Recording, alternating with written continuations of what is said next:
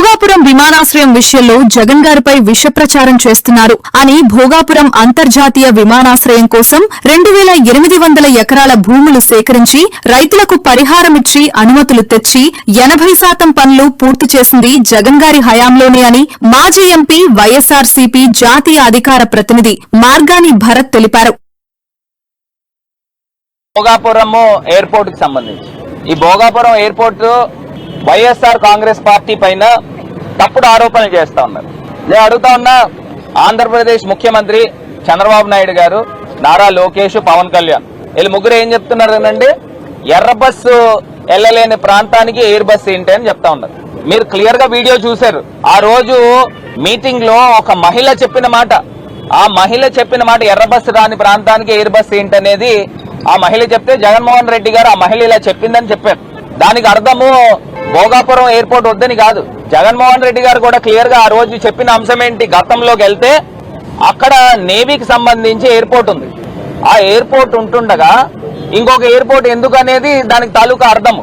మరి అది navy department, navy వాళ్ళకి ఎయిర్పోర్ట్ వెనక్కి ఇచ్చేసినప్పుడు ఖచ్చితంగా ఒక డొమెస్టిక్ ఇంటర్నేషనల్ ఎయిర్పోర్ట్ అనేది రావాలి. మరి దాన్ని గుర్తించే కదా జగనన్న 2800 ఎకరాలు ఆ ల్యాండ్ ఎక్వైర్ చేసి దానికి సంబంధించిన పర్మిషన్స్ అన్ని తీసుకుని వచ్చి మొత్తం పూర్తి స్థాయిగా ఆ వర్క్స్ అన్ని కూడా ప్రారంభించింది జగన్మోహన్ రెడ్డి గారి ప్రభుత్వం కాదా?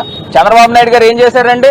15,000 ఎకరాలు కావాలని చెప్పేసి అక్కడ రైతులందరినీ కూడా పీడించి పాపాలు ఎన్నో చేశారు.